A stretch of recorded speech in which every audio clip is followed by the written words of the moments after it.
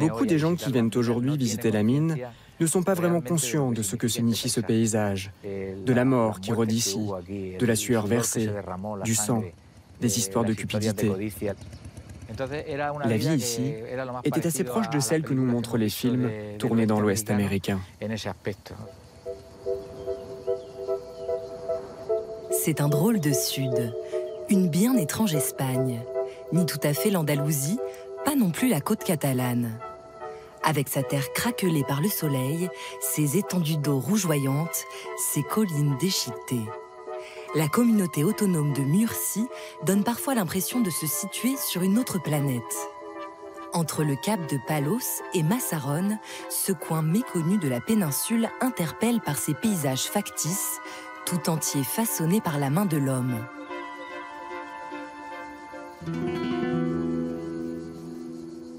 Cette balafre, qui déchire encore la montagne, est née de la sueur et des larmes de générations de mineurs venus ici exploiter dès l'Antiquité le fer, le zinc, l'argent, mais surtout le plomb.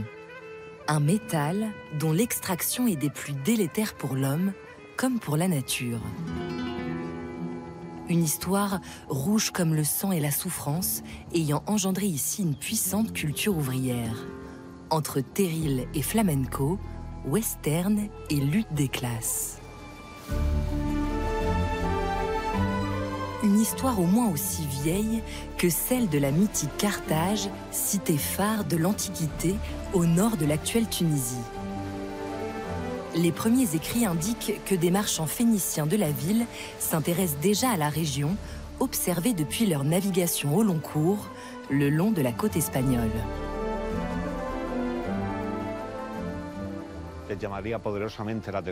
Leur œil était attiré par les couleurs rouges, jaunes, sombres, noires de ces grands filons. Ils savaient exactement où accoster. Ils étaient comme aimantés par ce minerai qui affleurait à même la roche.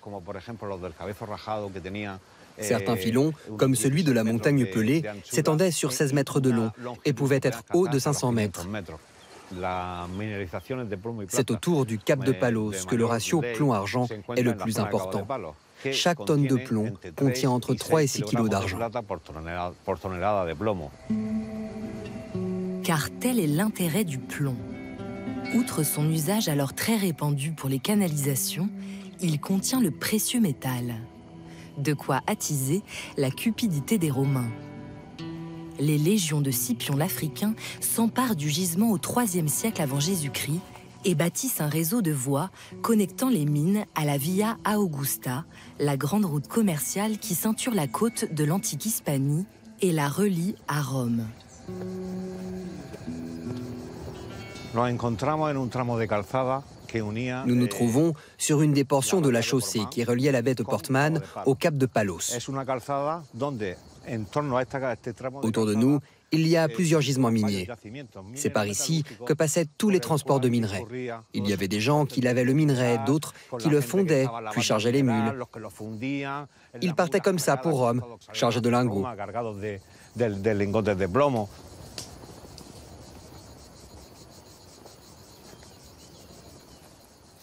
Regardez, ici nous avons une plante de Sparte. Elle était énormément utilisée dans l'industrie minière pour fabriquer des paniers, des cordes et d'autres types d'ustensiles. D'ailleurs, l'historien romain Pline avait l'habitude de dire que c'était l'un des meilleurs Spartes de l'Empire. Les Romains nous ont tout pris, vraiment tout. Pas seulement le Sparte, le palmier, le minerai, les salaisons, le poisson. Ils ont tout pris. Mais si Rome prend, Rome s'est aussi donné. Quelques kilomètres plus au sud, les Romains renomment le comptoir phénicien de Carthagène en Carthago-Nova, la nouvelle Carthage. Ils parent cette ville bâtie sur 5 collines de somptueux bâtiments qui font toujours la fierté de la ville actuelle.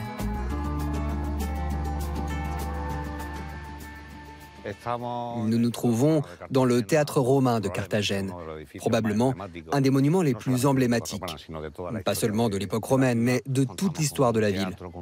Nous avons un théâtre, un amphithéâtre, un grand forum. Nous avons aussi 2 espaces de thermes. Celle qu'on appelle alors la Petite Rome apporte aux heureux propriétaires des mines prospérité et statut social. Nous savons par les pièces de monnaie trouvées à Carthago Nova que ces mêmes familles, ces mêmes personnes qui exploitaient les mines, sont devenues ensuite les magistrats les plus importants de la ville. Avec la chute de l'Empire romain, les montagnes minières de Carthagène entrent en sommeil. Elles continuent néanmoins d'être exploitées par intermittence, mais c'est au XIXe siècle que la région connaît un nouveau boom.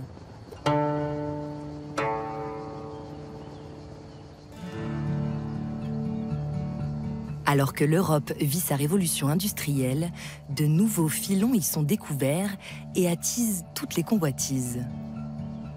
La rumeur embrase tout le sud pauvre de l'Espagne. Des milliers d'hommes se ruent vers la région de Mazarrón, à 35 km de Carthagène. Ici, c'est un peu le Far West de l'Espagne. À une différence près, la Californie a vécu une ruée vers l'or. Nous, c'est une ruée vers l'or moins romantique, car le plomb est moins romantique que l'or. Mais au fond, c'était pareil. C'est de cette époque que datent les infrastructures de la mine, en service jusqu'à la fin des années 1980.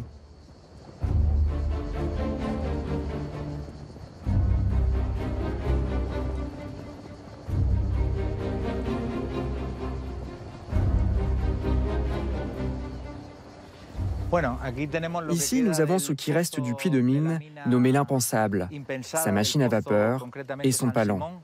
Le palan était l'appareil utilisé par les mineurs pour descendre à une profondeur de 200-300 mètres, où ils extrayaient le minerai, et ils remontaient ensuite par le même ascenseur, grâce aux poulies et au système de traction de la machine à vapeur. Pour les locaux, ces puits sont autant de gardiens de la mémoire des terribles drames ayant marqué cette mine.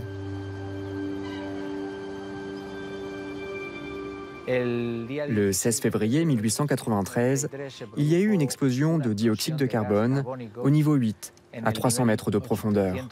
Des maçons, des charpentiers, des mineurs travaillaient. Ils assemblaient une grande pompe pour vidanger tout le massif de San Cristobal, et en 1 minute, ils ont tous péri. Ce puits est resté tristement dans l'histoire, comme le puits des morts.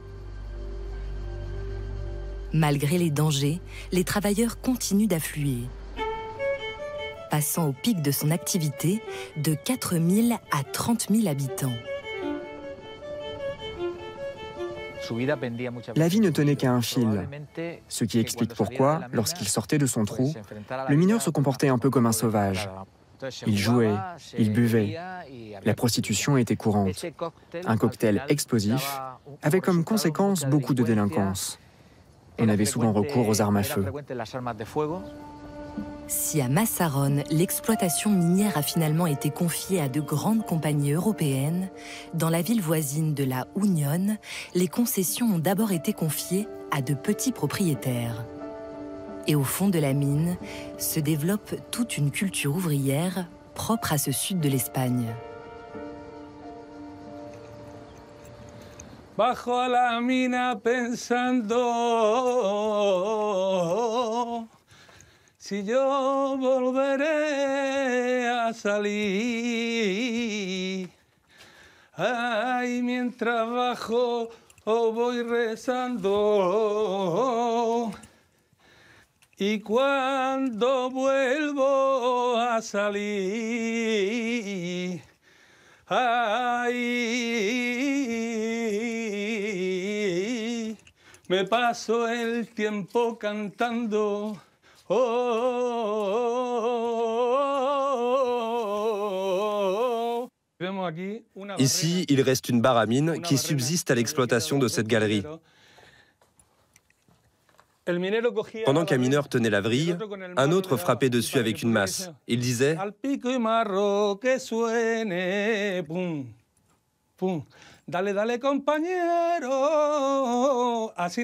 C'est comme ça que naissent nos chants, au travail, dans la mine, en chantant ce que nous vivons jour après jour. » Ils travaillaient toute la journée dans le noir. Ils arrivaient aux premières heures du jour. Ce n'était pas encore l'aube. Le travail était déprimant. Des journées de 14 heures. Pas de repos dominical, même pour les enfants. La région se distingue par son taux de mortalité infantile, le plus élevé d'Espagne au début du XXe siècle.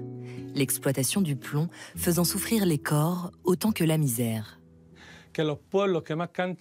Les peuples qui chantent le plus sont ceux qui souffrent le plus. C'est une façon de rechercher cette tranquillité, cette paix que tu ne trouves pas dans ton quotidien. Et le chant minier était une façon d'exprimer ce ressenti.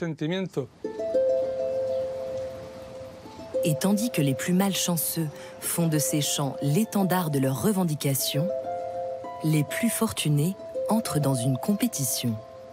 Dans le centre de Carthagène, ils se font édifier de magnifiques demeures.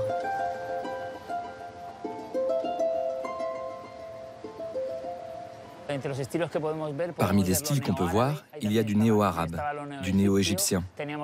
On a aussi du néo-gothique et du néo-classique. Mais surtout, on a la présence de la céramique qui fleurit sur les façades de Carthagène. La ville se couvre ainsi de bâtisses modernistes, version espagnole de l'Art Nouveau. Tous les caprices sont permis. Ils avaient tellement d'argent qu'il est même arrivé qu'un petit-fils dise à son grand-père « Je veux des arènes » et qu'il lui réponde « Ok, je t'achète celle de la ville ». Cette bourgeoisie émergente développe alors de nouveaux centres de sociabilité.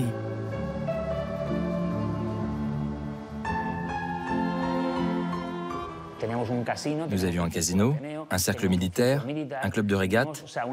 Il y avait une vie mondaine intense. Lorsque le roi nous rendait visite, tout le monde se mettait sur son 31. Tout le monde se faisait beau. Il faut dire que Carthagène bruissait d'activité. La feria d'été était spectaculaire. Ces maisons modernistes sont une vitrine publicitaire pour la ville. Je dis toujours que ces propriétaires qui ont fait fortune nous ont au moins légué leur maison. Ce legs, la région de Carthagène commence tout juste à le valoriser.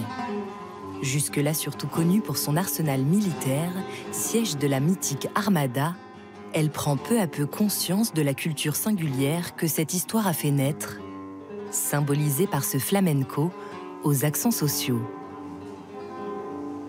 Siento de la muerte el frío.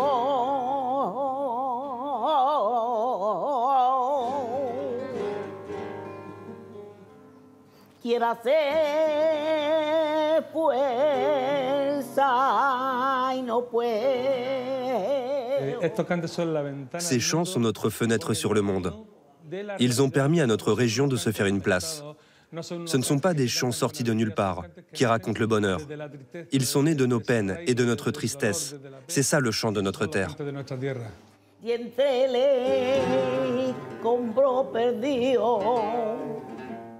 Oh,